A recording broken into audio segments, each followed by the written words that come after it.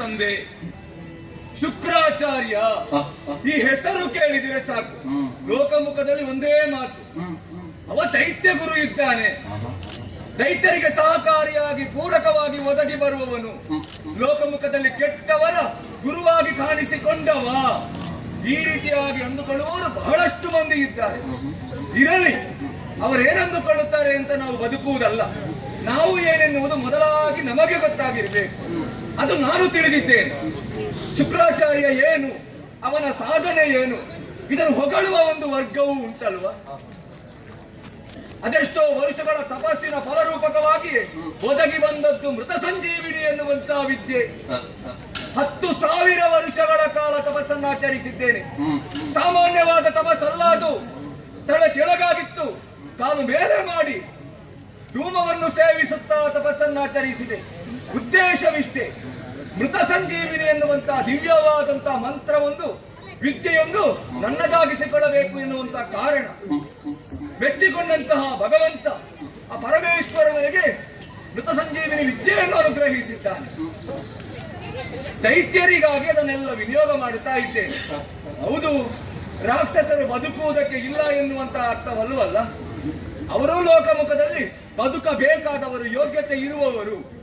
ದಿನ ಒಂದಕ್ಕೆ 84 ಲಕ್ಷ ಜೀವರಾಶಿಗಳ ಸೃಷ್ಟಿಯನ್ನು ಆ ಬ್ರಹ್ಮದೇವ ಮಾಡುತ್ತಾನೆ. ಯಾಕೆ? ಸಕಲ ಜೀವರಾಶಿಗಳಿಗೂ ಬದುಕುವಂತಹ ಅರ್ಹತೆ ಉಂಟು. ಒಂದು ಸಾಮಾನ್ಯ ಇರುವೆಯೇ ಆಗಿರಲಿ, ಕ್ರಿಮಿಯೇ ಆಗಿರಲಿ, ಅದಕ್ಕೂ ಬದುಕಬೇಕು. ಒಬ್ಬ ಮನುಷ್ಯನಾದರೂ ಬದುಕಲೇಬೇಕು. ಹಾಗಿದ್ದರೆ ರಾಕ್ಷಸರು ಯಾಕೆ ಬದುಕಬಾರದು? ಆ ದುಷ್ಟರಿದ್ದಾರೆ, ಹೌದು.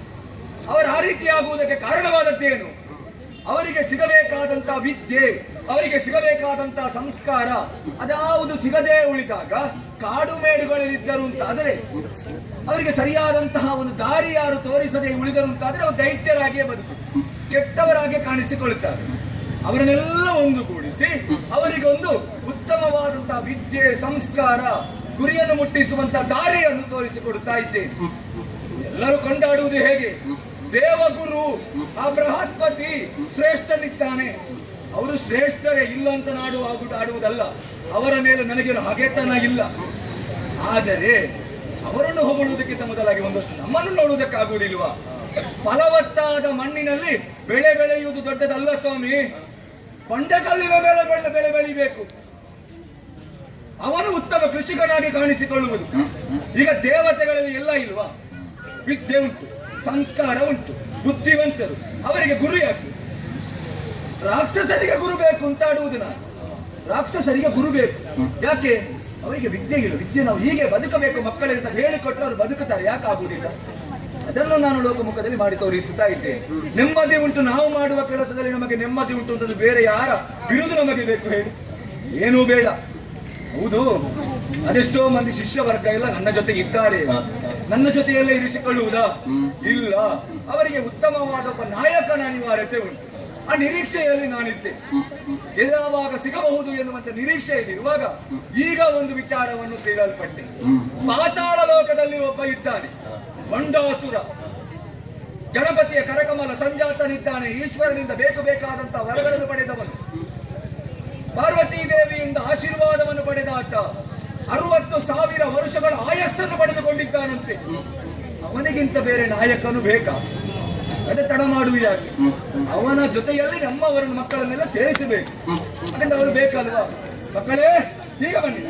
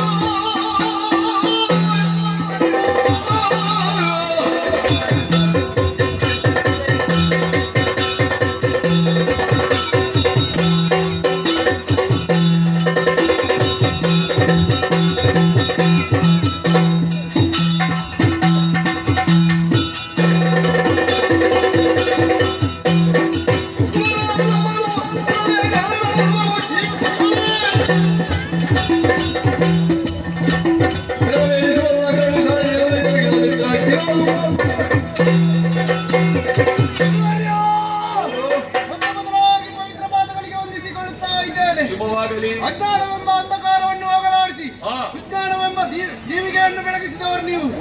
ಹಾಗಿರುವಾಗ ಒಮ್ಮಿಂದೊಮ್ಮೆಗೆ ನಮ್ಮನ್ನು ಕರೆಸಿದಿರಿ. ನಮ್ಮನ್ನು ಕರೆಯಬೇಕಾದರೆ ಕಾರಣವೇನು?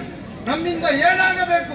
ಆಕಾಶವನ್ನೇ ಕೆಳಗಿಳಿಸಲೇ ಅಲ್ಲ ಸರದಿಯನ್ನೇ ಸ್ಪರ್ಶಿಸಲೇ ಏನಾಗಬೇಕು ಪ್ರಭು? ಸಂತೋಷ.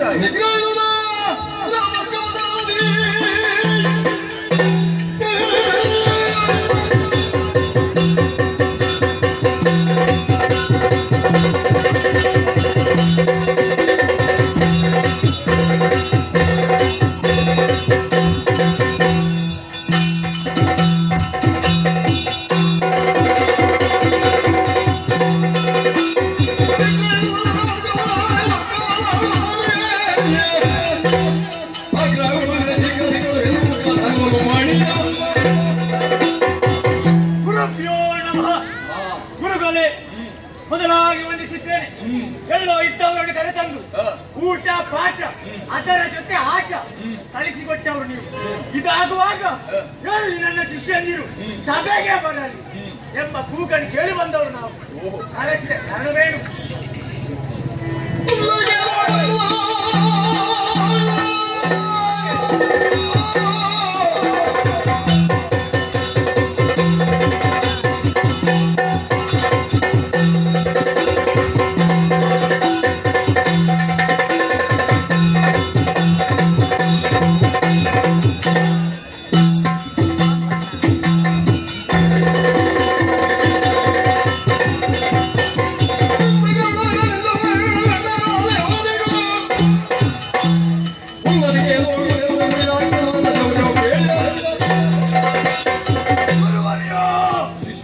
ಮೊದಲಾಗಿ ಪವಿತ್ರ ಪಾದಗಳಿಗೆ ವಂದಿಸುತ್ತಿದ್ದೇವೆ. ಶ್ರೇಯಸ್ಸಾಗಲಿ ಮಗು.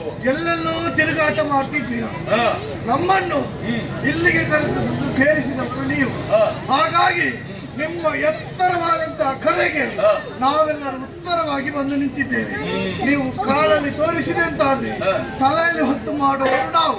ಹಾಗಾಗಿ ನಮ್ಮನ್ನು ಕರೆಸಿದ್ದಾಕೆ ಗುರುಗಳೇ. ತಾಳಿರಪ್ಪ.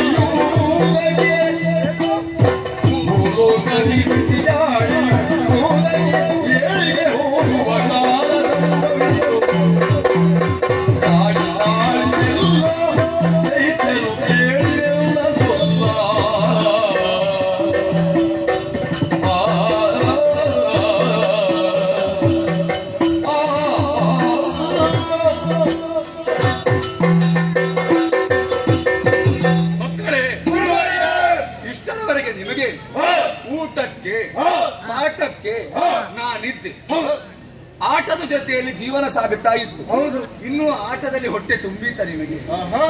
ರಾತ್ರಿ ತುಂಬಲಿಕ್ಕಿಲ್ಲ ಅಲ್ವಾ? ಅಷ್ಟು ಗೊತ್ತಾಯ್ತಾ ನಿಮಗೆ? ಏನಾದ್ರೂ ಒಂದು ಉದ್ಯೋಗ ಅನ್ನುವುದು ಬೇಡುವ ಜೊತೆಯಲ್ಲಿ ಉದ್ಯೋಗ ಅನ್ನುವುದು ಬೇಕು.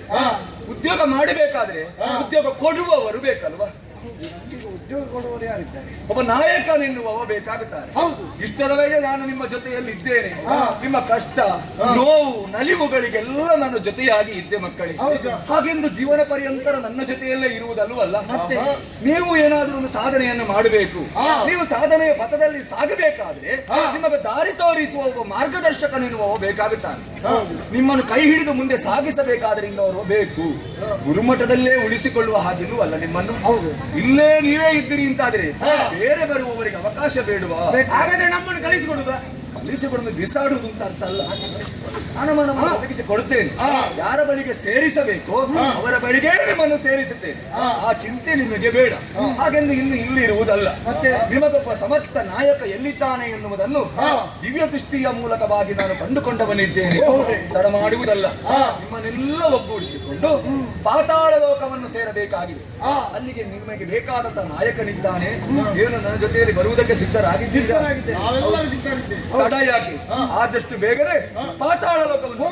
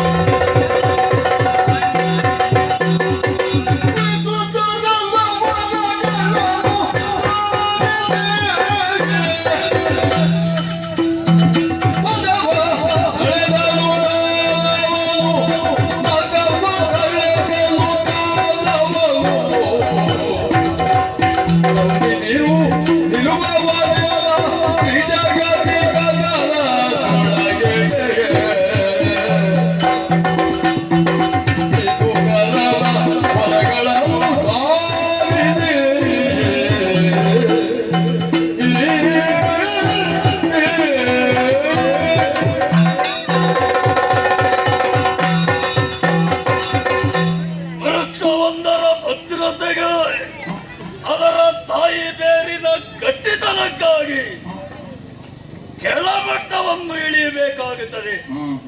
ಅಂತೆಯೇ ವ್ಯಕ್ತಿಯೊಬ್ಬನ ಜೀವನೋತ್ಕರ್ಷಕ್ಕೆ ತಳಾತಳದಿಂದಲೇ ಮೇಲ್ಮಟ್ಟಕ್ಕೆ ಏರಬೇಕು, ಉತ್ಕರ್ಷವನ್ನು ಹೊಂದಬೇಕು. ಈಗ ನನ್ನ ಮಾತೆ ಆಗಿರುವಂತಹ ಪಾರ್ವತಿ ದೇವಿಯ ಆಶಯ ದಿವ್ಯಾನುಗ್ರಹವನ್ನು ಪಡೆದ ಬಂದು ಮುಟ್ಟಿದಂತಹ ಸ್ಥಳ ಇದುವೇ ಪಾತಾಳ ಲೋಕ ಎಂಬುದು ಸ್ಪಷ್ಟವಾಯಿತು. ನೋಡೋಣ, ನಮಗೆ ಗಣ್ಯರು ಅಲ್ಲ ಮಾನ್ಯರ ಸಂಪರ್ಕ ಸಮಾಗಮ ಆದೀತು ಎನ್ನುವಂತ ಭರವಸೆಯಿಂದ ನಿರೀಕ್ಷೆಯಲ್ಲಿದ್ದೇನೆ.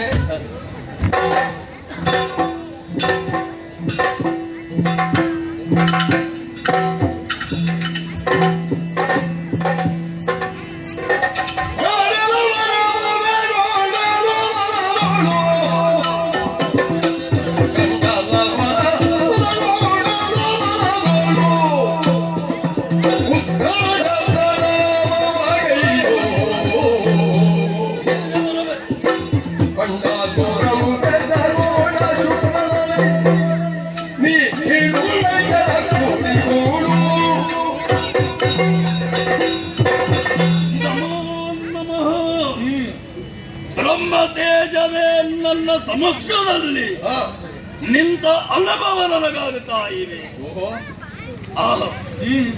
ನಿಮ್ಮ ತೇಜಸ್ಸು ಓಜಸ್ಸಿನಿಂದ ಪುಳಕಿತಾನಂದಗಾತ್ರನಾಗಿದ್ದೇನೆ. ಉಚಿತವಾಗಿರುವಂತಹ ಆಸನವನ್ನು ನೀಡಿದ್ದೇನೆ.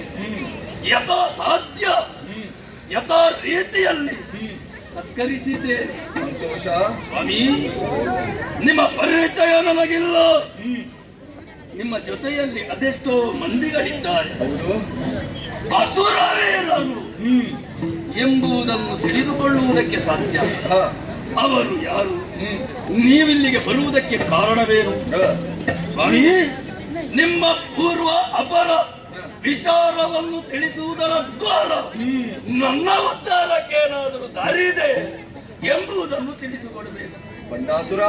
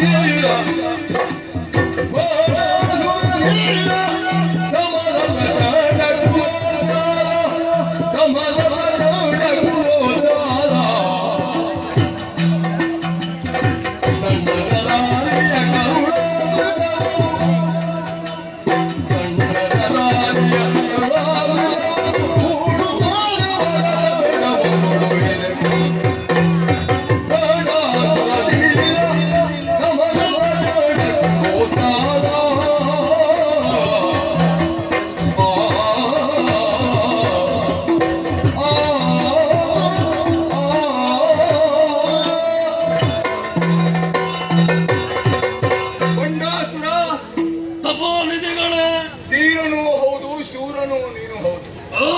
ನಮ್ಮವರನ್ನೆಲ್ಲ ಒಗ್ಗೂಡಿಸಿಕೊಂಡು ಈ ಪಾತಾಳ ಲೋಕದಲ್ಲಿ ನೀನಿರುವಂತಹ ಇರುವಿಕೆಯನ್ನು ತಿಳಿದು ನಿನ್ನಲ್ಲಿಗೆ ಬಂದವನು ಬೇರೆ ಯಾರೂ ಅಲ್ಲ, ದೈತ್ಯ ಗುರುಗಳು ಎನಿಸಿಕೊಂಡಿರುವಂತಹ ಶುಕ್ರಾಚಾರ್ಯರೇ ನಾನಾಗಿದ್ದೇನೆ. ಧನ್ಯನಾದೆ ಸ್ವಾಮಿ, ಧನ್ಯನಾದೆ. ಓಹೋ, ನಿನ್ನನ್ನು ಕಾಣಬೇಕು. ನಿನ್ನಿಂದ ದಾನವ ಗುಣವೆನ್ನುವುದು ಬೆಳಗುತ್ತದೆ ಎನ್ನುವಂತ ನಿರೀಕ್ಷೆಯನ್ನು ಹೊತ್ತು ಇಲ್ಲಿಯವರೆಗೆ ನಾನು ಬಂದವನಿದ್ದೇನೆ. ನೋಡಿದೆಯಾ, ಇವರೆಲ್ಲ ದೈತ್ಯ ವೀರರಿದ್ದಾರೆ. ಹೌದೇ? ಇಷ್ಟು ಮಂದಿ ಇದ್ದದ್ದು ಗೊತ್ತೇ ಆಗಲಿಲ್ಲ. ಇಷ್ಟು ಮಂದಿ ಇನ್ನೂ ಇದ್ದಾರೆ. ಇವರೆಲ್ಲ ನಮ್ಮವರೇ. ಇವರಿಗೆಲ್ಲ ಬೇಕು ಬೇಕಾದಂತ ವಿದ್ಯೆಗಳೆಲ್ಲ ಒದಗಿಸಿಕೊಟ್ಟವನು ನಾನೇ ಆಗಿದ್ದೇನೆ. ಹೌದೇ? ಹಾಗೆಂದು ಕೇವಲ ನನ್ನಾಶ್ರಮದಲ್ಲೇ ಇದ್ದುಕೊಂಡವರ ಜೀವನ ಸಾಗಕೂಡದು. ಅವರಿಗೊಬ್ಬ ನಾಯಕ ಬೇಕು. ಈ ಒಂದು ನಿರೀಕ್ಷೆ ನನ್ನಲ್ಲಿ ಇದ್ದದ್ದು ಸತ್ಯವೇ ಹೌದು. ಈಗ ತಿಳಿಯಿತು ನೋಡು, ಒಬ್ಬ ಇದ್ದಾನೆ. ಇನ್ನು ತಡ ಮಾಡುವುದು ಯಾಕೆ? ಆದಷ್ಟು ಬೇಗನೆ ಅವನ ಬಳಿಗೆ ಕರೆತಂದು ಅವನ ಕೈಗೆ ಇವರನ್ನೆಲ್ಲ ಒಪ್ಪಿಸಿ ನನ್ನ ಒಂದು ಹೊಣೆಗಾರಿಕೆಯಿಂದ ನಾನೊಮ್ಮೆ ತಪ್ಪಿಸಿಕೊಳ್ಳುವುದು. ಒಳ್ಳೇದು ಒಳ್ಳೇದು ದೇವರೇ. ಅಷ್ಟೇ ಮಾಡಿದರೆ ಸಾಲದು. ಅವರ ಜೊತೆಯಲ್ಲಿ ನಾನು ಒಬ್ಬ ಇದ್ದೇನೆ. ಯಾರು? ನಾನು. ನೀನು ಬೇಕು, ನೀನು ಮುಂದಾಳತ್ವದಲ್ಲಿ ಬೇಕು ಅಂತ ನಾನು. ಈಗ ನಾನು ಯಾರು ಸಿಗ್ತಾರೆ, ನಮ್ಮವರು ಯಾರು ಸಿಗ್ತಾರೆ, ಎಲ್ಲಿ ಸಿಗ್ತಾರೆ, ಈ ನಿರೀಕ್ಷೆಯಲ್ಲಿ ಇದ್ದವರು. ಹಾಗೆಂದು ಅವರಿಗೆಲ್ಲ ನಾಯಕ ಬೇಕು ಎನ್ನುವಂತ ನಿರೀಕ್ಷೆ ಇತ್ತಲ್ವ? ಎಲ್ಲಿ ಅವನು ಇರುವುದು? ಬೇರೆ ಎಲ್ಲೂ ಅಲ್ಲ, ಇಲ್ಲೇ ಇದ್ದಾನೆ. ಇಲ್ಲಿ ನನ್ನ ಕಣ್ಣ ಮುಂದೆ ಇದ್ದಾನೆ. ನಿಮ್ಮ ಕಣ್ಣೆ ಬೇರೆ ಯಾರೂ ಅಲ್ಲ, ಅದು ಬಂಡಾಸುರ ನೀನೇ ಇದ್ದೀಯ. ನಾನು ನಾಯಕ, ನೇತಾರ, ಒಡೆಯ. ಹೌದು ಸ್ವಾಮಿ, ಇವರು ಹೀಗಿದ್ದಾರೆ, ನಾನು ಹೀಗಿದ್ದೇನೆ. ಈಗ ಇವರನ್ನೆಲ್ಲ ನಾಯಕನನ್ನಾಗಿ ಆಳಬೇಕು ಅಂತಾದ್ರೆ ನನಗೂ ಒಂದು ಯೋಗ್ಯತೆ, ಸ್ಥಾನ, ಮಾನ ಅಷ್ಟೇ ಸಾಲದು. ಇವರನ್ನು ಸಾಕುವುದಕ್ಕೆ ಬೇಡವೇ ದನಕನಕಾದಿಗಳು? ಬೇಕಯ್ಯ. ಏನೂ ಇಲ್ಲದೆ ಇವರನ್ನು ರಕ್ಷಿಸುವುದಾದರೂ ಹೇಗೆ ಸ್ವಾಮಿ? ಕೋಟಿ ಕೋಟಿ ದಾನವ ವೀರರಿದ್ದಾರೆ. ಅವರಿಗೆ ಬೇಕಾದುದನ್ನು ಒದಗಿಸಿಕೊಡಬೇಕಾದವ ನಾಯಕನೇ ಹೌದು. ಅಲ್ಲವೇ? ಆದರೆ ಅಲ್ಲದೇ ಇದ್ದರೆ ಅವನ ನಾಯಕತ್ವವನ್ನೇ ಒಪ್ಪಿಕೊಳ್ಳುವುದಕ್ಕಿಲ್ಲ. ಬಂಡೆಕಲ್ಲ ಮೇಲೆ ನಿನ್ನ ಜೀವನ ಸಾಗುತ್ತಾ ಉಂಟು. ಇದೊಂದೇ ಇದ್ದದ್ದು, ಅಲ್ಲಿಯೇ ನಿಮ್ಮನ್ನು ನನಗೆ ಸಾಕು. ನಾನು ಎಲ್ಲಿ ಬೇಕಾದ್ರೂ ಕುಳಿತುಕೊಂಡೇನು, ಆದರೆ ನಿಮಗೆ ಹಾಗಾಗುವುದಿಲ್ವಲ್ಲ ಇನ್ನು ಮುಂದೆ. ಹಾಗೆಂದು ನೀನು ಯಾರು, ನಿನ್ನ ಯೋಗ್ಯತೆ ಏನು ಎನ್ನುವುದನ್ನು ನೀನು ಅರಿಯದೇ ಹೋದೆಯಾ ಹೇಳು? ಬೇಕು ಬೇಕಾದಂತ ವರ ವಿಶೇಷತೆ ನಿನಗೆ ಉಂಟು. ಸೃಷ್ಟಿಸುವ, ಪಾಲಿಸುವ, ಲಯಗೊಳಿಸುವಂತ ಸಾಮರ್ಥ್ಯ ನಿನ್ನಲ್ಲಿ ಇಲ್ವಾ? ಇಷ್ಟು ಉಂಟು ಅಂತಾದ್ರೆ ಇವರಿಗೆ ಬೇಕಾದಂತ, ನಿನಗೆ ಬೇಕಾದಂತ ದೈತ್ಯ ಸಾಮ್ರಾಜ್ಯಕ್ಕೆ ಬೇಕಾದಂತಹ ಒಂದು ಪುರವನ್ನು ನಿರ್ಮಿಸುವುದಕ್ಕೆ ನಿನಗೆ ಅಸಾಧ್ಯವ.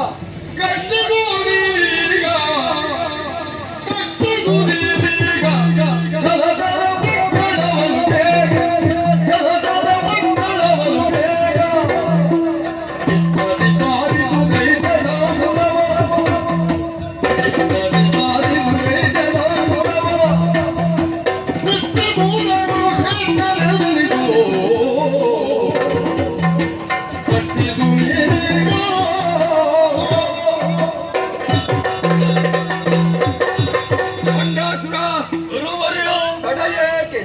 ದಿವ್ಯವಾದಂತಹ ಒಂದು ಪುರವನ್ನೇ ನಿರ್ಮಿಸಿ ಬಿಡು. ಸ್ವಾಮಿ, ಹಾ. ಧನ ಕಣಕಾದಿಗಳು ಎಷ್ಟಿದೆ ಎಲ್ಲಿದೆ ಎಂಬುದು ಮುಖ್ಯವಾಗಿ ಹಾ. ಅವನಲ್ಲಿ ಅರ್ಹತೆ ಎಷ್ಟಿದೆ, ಹಾ. ಅವನ ಏನು ಎಂಬುದು ಅವನಿಗೆ ತಿಳಿದಿರಬೇಕು. ಹೌದು. ಅದು ಬೇಕು ಅಂತಾದ್ರೆ ಯಾವುದೇ ವ್ಯಕ್ತಿಯ ಪಾಲಿಗೆ ಒಂದು ಗುರಿ ಬೇಕು. ಹಾ. ಆ ಗುರಿ ಬೇಕು ಅಂತಾದ್ರೆ ಬೇಕಾಗಿರುವುದೇ ಗುರು. ಗುರಿ ತೋರಿಸುವ ಗುರುವೇ. ಗುರುವಿನ ಅನುಗ್ರಹ. ಅದೆಲ್ಲದೆ ನಾನು ಬರಿದಾಗಿದ್ದೆ. ದಿವ್ಯಾನುಗ್ರಹ ಸನ್ನಿಧಾನದಿಂದಲೇ ನನಗಾಗುತ್ತದೆ ಅಂತಾದರೆ ಈಗ ನನಗೆ ಜ್ಞಾನೋದಯವಾಯಿತು. ಸ್ವಾಮಿ, ನಿಮ್ಮ ಅನುಗ್ರಹದಂತೆ ದಿವ್ಯವಾಗಿರುವಂತಹ ಪುರವೊಂದನ್ನು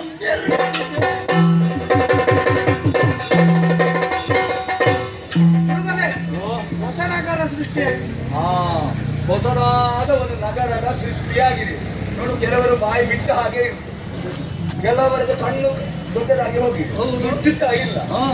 ಅದಕ್ಕೆ ಕಾರಣವಾದದ್ದೇನು? ಕುತೂಹಲ. ಅಂತ ಒಂದು ಪುರ ನಿರ್ಮಾಣವಾಗಿದೆ. ಹೇಗೂ ಕ್ಷಣ ಮಾತ್ರದಲ್ಲ ಆಗುತ್ತದಲ್ಲ.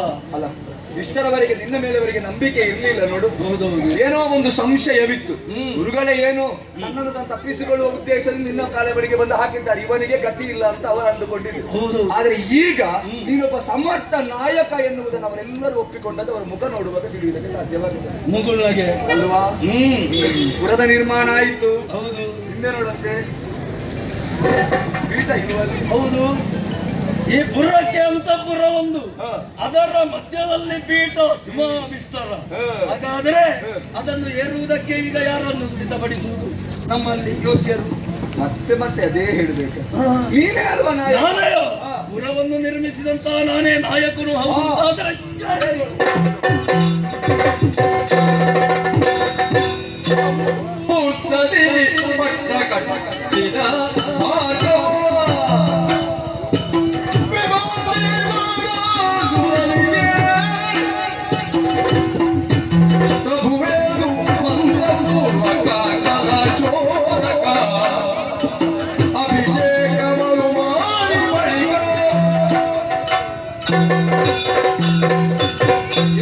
ಜಯಘೋಷದೊಂದಿಗೆ ಸಿಂಹವಿಷ್ಟರವನ್ನು ಏರಿ ಕುಳಿತವನು ನೀನು.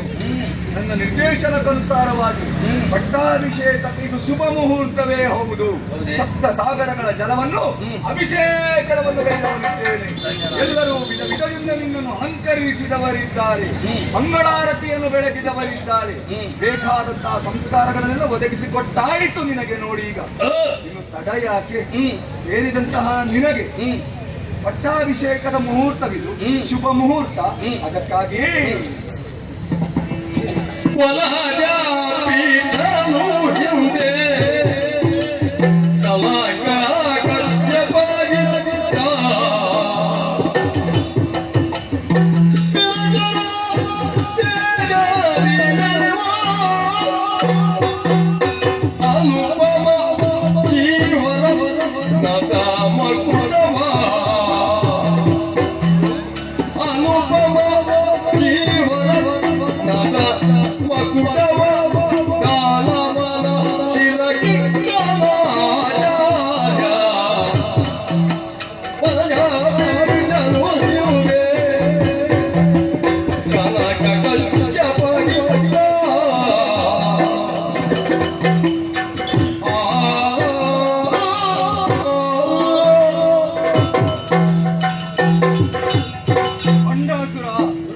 ಇದು ಮುತ್ತಿನ ಕಿರೀಟ. ಈ ಹಿಂದೆ ಬ್ರಹ್ಮದೇವನು ಕನಕ ಕಶ್ಯಪನಿಗಿತ್ತಂತಹ ಕಿರೀಟವಿದು. ಜೀವಂತ ರತ್ನಗಳನ್ನೊಳಗೊಂಡಂತಹ ಮುತ್ತಿನ ಕಿರೀಟವಿದು. ಈ ಹಿಂದೆ ಆದಿದೈತ್ಯನಾಗಿರುವಂತಹ ಹಿರಣ್ಯಕಶ್ಯಪನಿಗೆ ಸಿಕ್ಕಂತಿರುವುದು. ಅವನು ಅಳಿದು ಹೋದ ಮೇಲೆ ಇದನ್ನು ಧರಿಸುವಂತಹ ಒಂದು ತಲೆಯು ನನಗೆ ಕಾಣಿಸ್ತಿಲ್ಲ. ನೋಡು, ಅಷ್ಟರ ಇಷ್ಟರೊಳಗೆ ಕಾಯ್ತಾ ಇದ್ದೆ, ಯಾವಾಗ ಸಿಗುತ್ತಾರೆ ವ್ಯಕ್ತಿಗೆ ಎಲ್ಲರಿಗೂ. ನೋಡಿ, ಹೌದೇ ತೆಗೆಯುವ ಅವಕಾಶ ಈಗ ಒದಗಿ ಬಂದ. ಹೌದು, ಇದಕ್ಕೆ ಒಪ್ಪುವ ತಲೆ ಬೇಕಲ್ಲ. ತಲೆ ಬೇಕು, ಬೇರೆ ಯಾರದಲ್ಲ, ನಿನ್ನದೇ.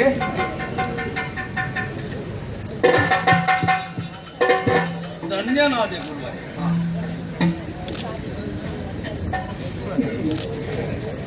ಪಟ್ಟದ ಕತ್ತಿಯನ್ನು ಸ್ವೀಕರಿಸಿ ಮುದ್ರ ಇಂಗುರವನ್ನು ತೊಡೆಸಿದ್ದೇನೆ.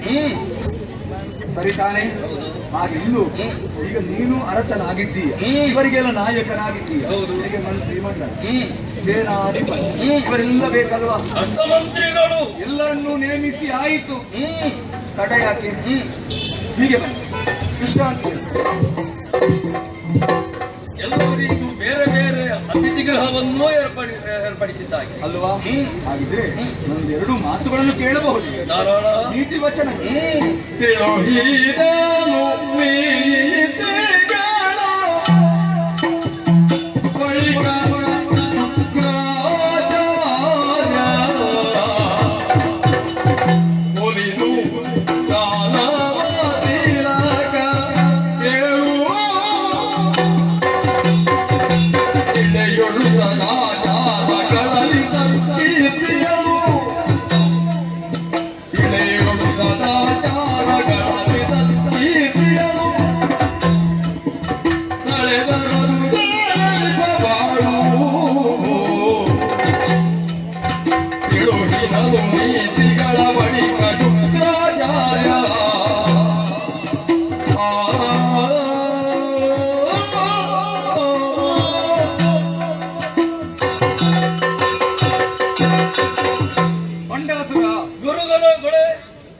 ನಿನ್ನ ನಾಯಕ ಸ್ಥಾನವನ್ನು ಎಲ್ಲರೂ ಒಪ್ಪಿಕೊಂಡಿದ್ದಾರೆ.